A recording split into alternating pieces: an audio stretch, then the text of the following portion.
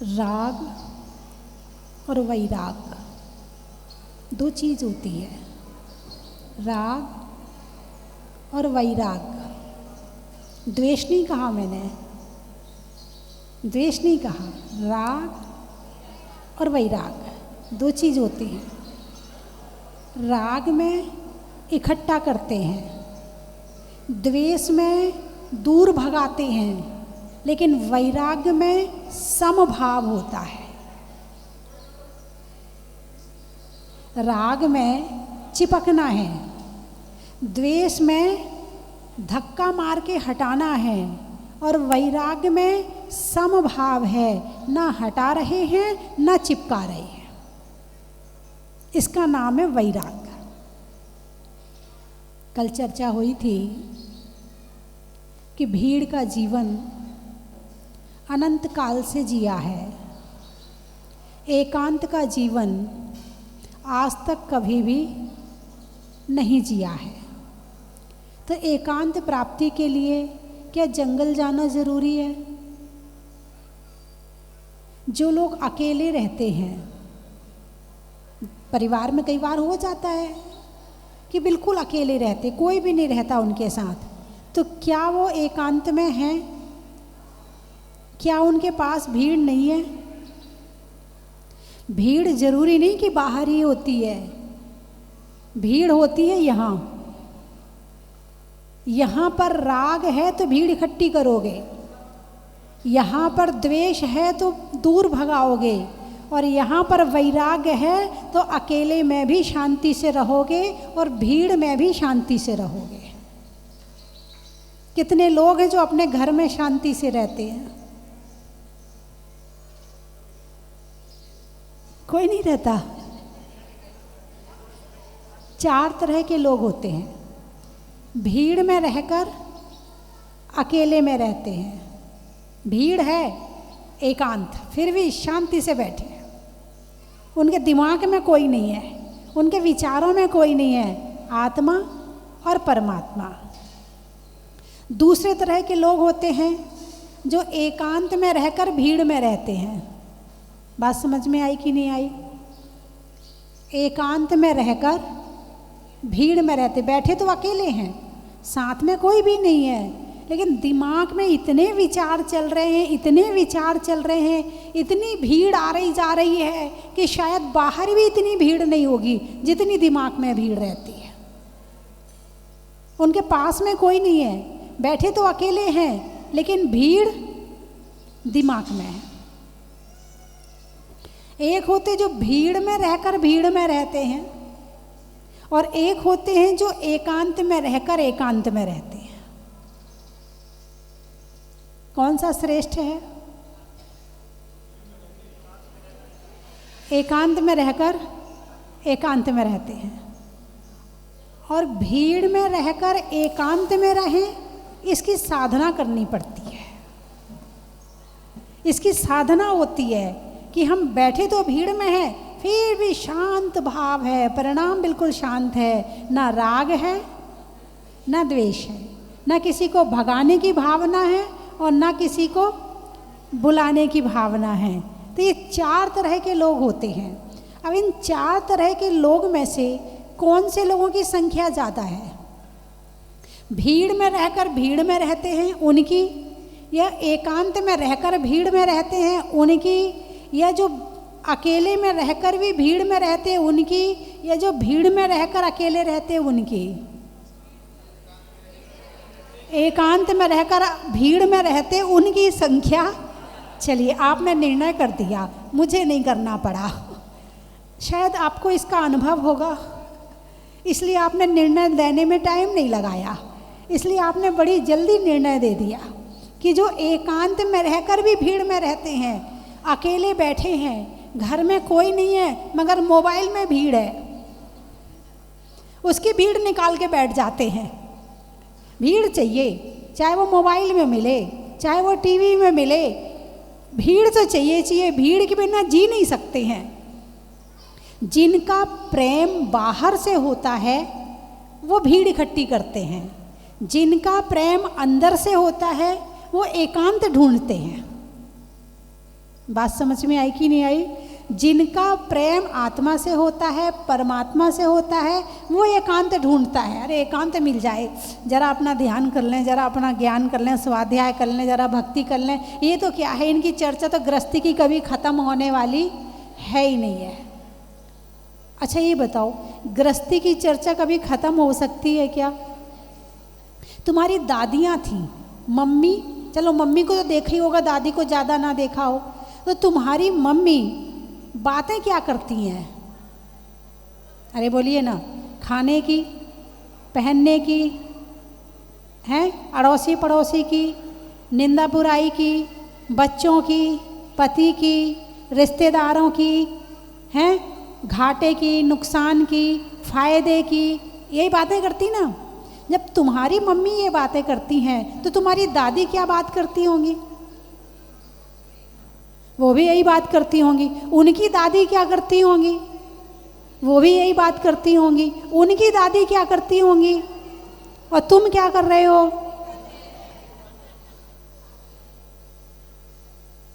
मतलब रिपीटेशन चल रहा है, रिपीट हो रहा है, सारी दुनिया केवल रिपीट कर रही है। तो अब ज्ञान आने के बाद ये मामला खत्म हो जाता है।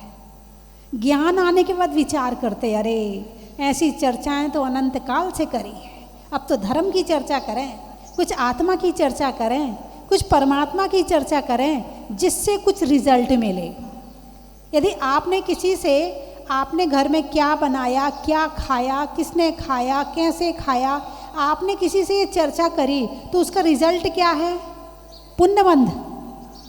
अरे बोलिए ना, घर गृहस्थी की चर्चा करने से कौन सा बंध होता है? पाप का बंध या पुण्य का बंध? पक्का? कितने होशियार लोग बैठे, फिर तो करते नहीं होंगे ना। और धर्म की चर्चा करने से किसका बंध होता है? पुण्य का या पाप का? कौन सी चर्चा करते हो आप? तो बंध दूसरे को हो रहा होगा, तुम्हें थोड़ी हो रहा होगा। हमको ही होता है, जो करेगा उसे होगा, है ना। तो जब धर्म चर्चा, जब आत्मा से प्रेम होता है तो बाहर की बातें व्यर्थ लगती हैं, बकवास लगती हैं। ऐसा लगता काहे को ये मुझे सुना रहे हैं। मैं अपनी बात बता रही हूँ, मुझे लगता है ये क्यों सुना रहे हैं मुझे। कई बार चुप रहूँ, चलो भाई तुम बोल रहे तो बोलते रहो, लेकिन फिर भी लगता है मन में कि ये सुना क्यों रहे हैं, इससे लेन देन क्या है, इससे रिजल्ट क्या मिलना है। और तुम्हारी भी गलती नहीं है, तुम अपने घर में जिन चर्चाओं के अंदर घुसे पड़े हो, वो जब साधु संत के पास ही जाओगे तो वहाँ भी यही चर्चा करते हो। वहाँ भी तुम्हें, क्योंकि धर्म चर्चा तो आती नहीं है। जब धर्म चर्चा नहीं आती, प्रश्न है नहीं दिमाग में तुम्हारे कि तुम कुछ धर्म चर्चा कर सको, कोई प्रश्न पूछ सको। यदि अभी इसी वक्त ये कह दिया जाए कि एक प्रश्न पूछिए धर्म के विषय में, खोजना पड़ेगा कि कहाँ से लाएं।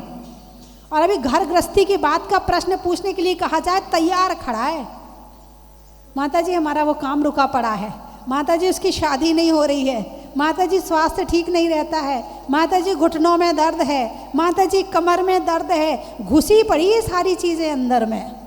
अब 24 घंटे चर्चाएं भी पाप की, चिंतन भी पाप का, विचार भी पाप के, भीड़ भी पाप की, तो बंद किसका हो रहा है?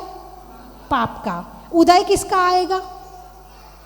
बोलिए ना, किसका उदय आएगा?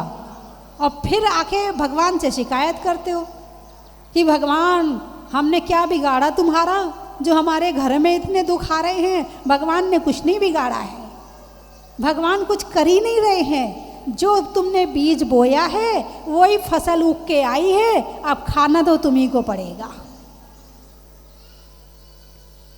लोगों को लगता नहीं, भीड़ जो कर रही ना वो सही कर रही है। भीड़ में जो काम होते हैं तो लोगों को सही लगता है। सारे लोग ऐसे कपड़े पहन रहे, हम अकेले थोड़ी पहन रहे, सारे लोग पहन रहे हैं। जब सब पहन रहे तो हमें पहनने में, मतलब भीड़ जो कर रही है वो तुम्हें सही लगता है। तुम सोचते हो भीड़ में सत्य होता है, जरूरी नहीं है कि भीड़ में सत्य हो। ये जरूरी, बोलिए जरूरी है या नहीं है? नहीं है ना।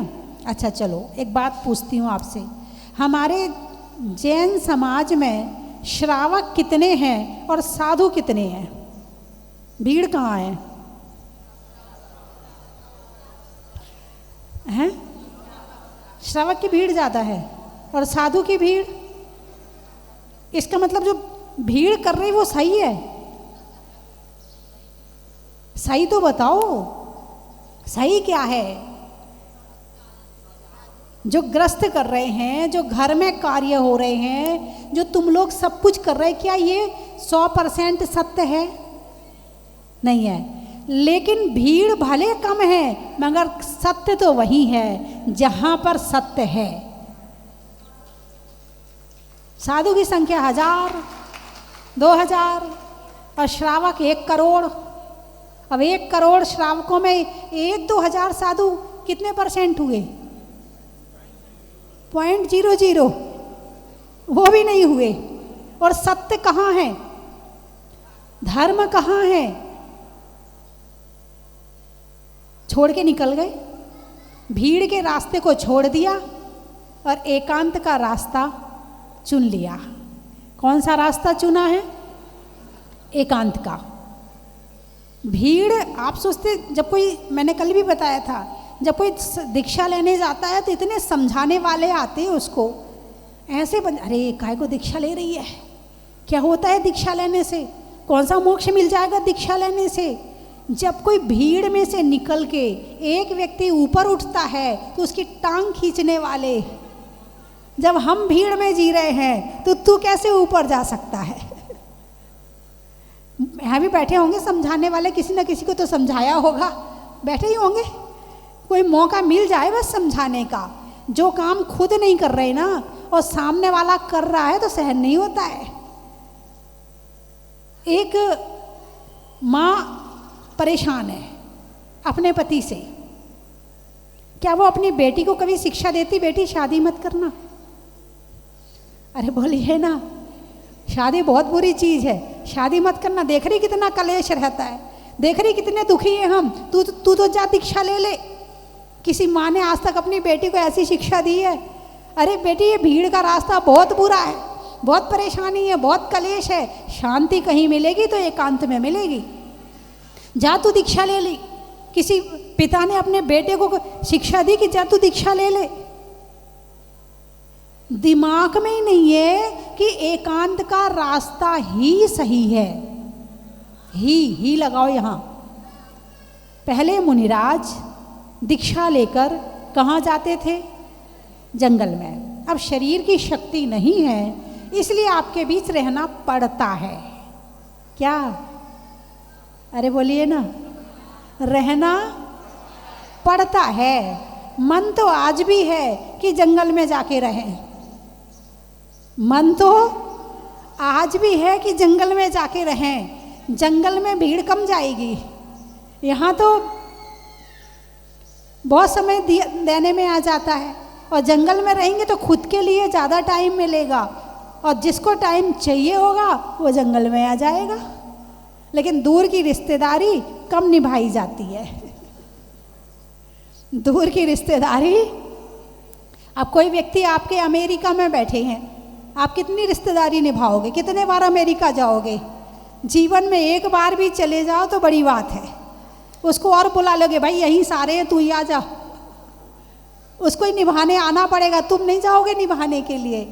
तो दूर की रिश्तेदारी कम निभाई जाती है। मुनिराज जंगल में चले जाते थे, वहाँ पर भीड़ है ही नहीं, लेकिन दिमाग की भीड़ निकाल करके जाते थे। जरूरी नहीं कि जंगल में गए तो भीड़ नहीं है, दिमाग में लेके चले जाएं। मेरे इतने घोड़े हैं, इतने हाथी हैं, मैं ऐसा राजा था, मैं ऐसा था, ऐसा था, मेरे पास में इतनी रानियां थी, मेरे इतने बच्चे थे, मेरे इतने वैभव था। भीड़ लेके चले जाती, लेकिन नहीं, जब जंगल में जाते हैं तो दिमाग की भीड़ उतार करके जाते हैं। एकांत की साधना करनी पड़ेगी।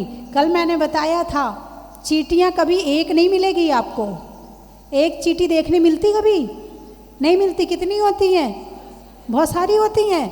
मक्खियाँ वो भी बहुत सारी होती हैं। मच्छर वही बहुत सारे होते हैं। भेड़ पूरे समूह में चलती है। अच्छा, और भी जितनी भी गाय आदि है वो भी समूह में रहना पसंद करते हैं। और शेर, अरे बोलिए ना, तुम्हारे अंदर दोनों गुण हैं। तुम भेड़ भी बन सकते हो, तुम शेर भी बन सकते हो। तुम एकांत का जीवन भी जी सकते हो, ज्ञान आ जाए तो, ध्यान आ जाए तो, स्वाध्याय आ जाए तो, धर्म समझ में आ जाए तो एकांत का जीवन भी तुम अच्छी तरह से जी सकते हो। और समझ में ना आ जाए तो आगे बोलो ना। शेर और कौन सी चाल चल रही है अभी? यदि सब लोग सूट पहने हैं और तुम साड़ी पहनो तो मन में क्या आएगा? अरे बोलिए ना। अरे इनके सामने तुम पागल लग रहे हैं। साड़ी तो सूट पहन के आई, मैं ही साड़ी पहन के आई। देखो कैसी बुढ़ी बुढ़ी अम्मा तक सूट पहनी है। तुम अकेले जो काम अकेले करते हो ना, तुमसे होता नहीं है। चाहे वो पहनने का हो, चाहे वो उपवास का हो, चाहे वो धर्म करने का हो। हैं, उपवास करने के लिए एक महिला आई, बोले हम नमोकार मंत्र के व्रत लेना चाहते हैं। तो मैंने कहा ले लो। नहीं नहीं ऐसे नहीं। तो फिर कैसे? बोले 2-4 लोग साथ में मिल जाएं तो मेरे व्रत भी हो जाएंगे। यानी अपना त्याग खुद करना है। भोजन तुम्हें छोड़ना है, पूजा तुम्हें करनी है, मगर उसमें भी साथ चाहिए। अकेले काम करने के लिए हिम्मत चाहिए, हिम्मत। कि अकेले तुम साड़ी पहन के आए हो फिर भी तुम्हारे मन में कुछ ना आए, तब लगेगा कि हाँ तुम्हारे अंदर कोई हिम्मत है। सबके बाल काले हैं और तुम डाई ना करो, हिम्मत वाला होगा। भीड़ जो काम कर रही ना, तुम अपने आप को छुपाना चाहते हो उसमें, भीड़ के अनुसार चलना चाहते हो। और जिसके अंदर भीड़ में चलने की आदत है ना, मोक्ष बहुत दूर है, बहुत दूर है मोक्ष उससे। अभी मोक्ष जाने के लिए तो बहुत हिम्मत चाहिए, दीक्षा लेने के लिए तो बहुत हिम्मत चाहिए। और हिम्मत आ जाए, आत्मा का ज्ञान हो जाए, स्वाध्याय करने लगो तो हिम्मत अपने आप चली आती है। क्योंकि गलत और सही का निर्णय लेने की क्षमता आ जाती है। क्या? जब तक सही और गलत लेने के निर्णय लेने की क्षमता नहीं आई है, तभी तक ये भीड़ अच्छी लग रही है। और जिस दिन ये क्षमता आ जाएगी कि सही क्या है और नहीं मुझे सही रास्ते पर ही चलना है, उस दिन तुम हिम्मत करके भीड़ को पीछे छोड़ दोगे और तुम आगे निकल जाओगे। अभी तो जो भीड़ में हो रहा है बस वही किए जा रहे हैं। अब तुम सब एक से लग रहे हो। क्यों भाई, क्यों एक से लग रहे? सब भीड़ में बैठे हो, सबने कलर कपड़े पहने हैं, भगवान ने पहने ही नहीं कपड़े, सबसे अलग। किसी ने पीले पहने, किसी ने लाल पहने, किसी ने हरे पहने, भगवान ने कपड़े ही नहीं पहने, सबसे अलग। हिम्मत वाले होते जो बिना कपड़ों के होते हैं। अच्छा, माता जी भी अलग हो गई। क्या बात है, क्या बात। तो कहने का मतलब ये है कि जिसका प्रेम जिससे होता है, उसके विचार, उसकी सारी चीज़ें उसी अकॉर्डिंग होती है। ये जिसका आत्मा से प्रेम होगा उसका हिसाब अलग होगा। जिसे केवल बाहर दिखावे से प्रेम होगा उसका बिल्कुल रहन सहन अलग ही होगा, दिखावे के अनुसार ही होगा। तो जरूरी नहीं कि भीड़ में सत्य हो। अब आप यदि ये मानते हो कि भगवान का रास्ता सही है, मानते हो कि नहीं? अरे हाँ या ना, मानते हो? अच्छा, आगे समझ लो ना। अरे यहाँ क्यों बैठे हो? यदि भगवान का ही रास्ता सही है तो अपनाने की कोशिश क्यों नहीं करते हो? फिर घर में कलेश क्यों है इतने? फिर घर में इतनी क्रोध और इतनी ईर्ष्या और मान और मायाचारी कषाय क्यों है, जब तुम ये मानते हो कि भगवान का रास्ता ही सही रास्ता है? लोग पूछने आते, बोले माता जी घर में बड़ी अशांति है, कुछ बता दो। अरे भगवान से सीख लो ना, मंदिर तो जाते हो ना, रोज बातचीत किया करो इनसे, सही रास्ता अपने आप ही मिल जाएगा। भगवान हाथ पे हाथ धरे क्यों बैठे हो? भगवान पैर पे पैर धरे क्यों बैठे हो? भगवान बोलते क्यों नहीं हो? भगवान देखते क्यों नहीं हो? भगवान हमें सुखी कर दो। भगवान कहेंगे जैसा मैं बैठा हूं ऐसे तुम बैठ जाओ, हो गए सुखी। सुखी होने का रास्ता क्या? भगवान बोल तो रहे हैं। बॉडी लैंग्वेज समझते हो नहीं समझते? बॉडी लैंग्वेज, कोई भोजन कर रहा है और उसको रोटी नहीं चाहिए, आपने पूछा तो वो हाथ हिला देता है, नहीं चाहिए। आंखों की भाषा समझते हो नहीं समझते? आपके यहाँ मेहमान आए और बच्चा ऊधम कर रहा हो तो आप क्या करते हो? Eye language, hand language, body language, पढ़ो ना भगवान को। तुम और भाषा तो समझ जाते, इनकी भाषा जिसने समझ ली वो तर गया, उसके जीवन में शांति आ गई, उसका कलेश मिट गया, वो सुखी हो गया। तो मेरी बात आपकी समझ में? अरे बोलिए ना। ठीक है, बंद करूं?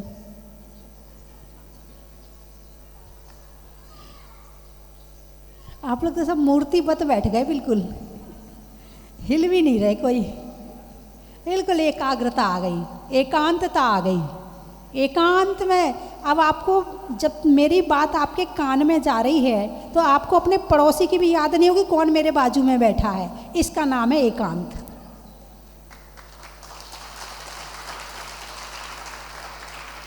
भले भीड़ बैठी है लेकिन पता ही नहीं कि बाजू में कौन बैठा। दिमाग में कोई और है ही नहीं है, दिमाग में कोई विचार ही नहीं है। इसका नाम है एकांत। और इसकी साधना जो शुरू कर देता है उसे मिलना भी हो जाता है। साधना तो करनी पड़ेगी। जब घर के लिए इतना कष्ट सहन करना पड़ता है तो थोड़ा ध्यान के लिए भी कुछ करना चाहिए। चलिए मैं 3 चीज़ें बोलूँगी, आपको कहना बड़ा ही। हिंदी में मात्रा का, स्कूल में छात्रा का, आज आपकी जहाजपुर की यात्रा का, रेल में पात का, पेट में आत का, और तीर्थंकरों में मुनि सुब्रत नाथ का,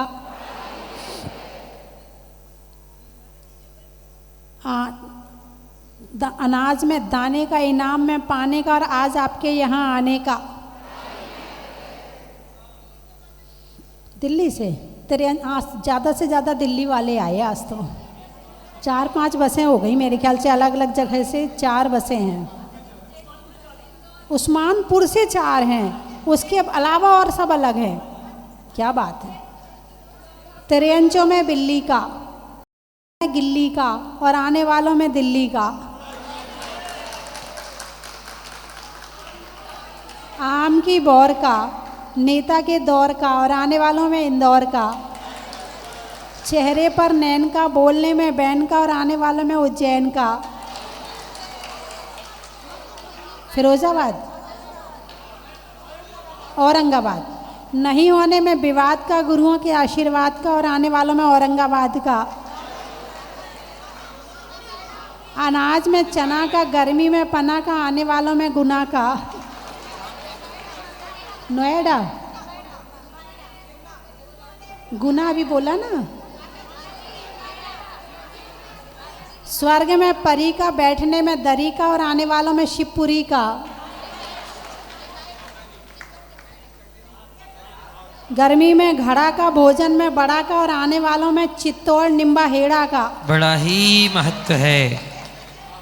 धार, सप्ताह में वार का, तीर्थों में गिरनार का, और आने वालों में धार का। बड़ा ही महत्व है।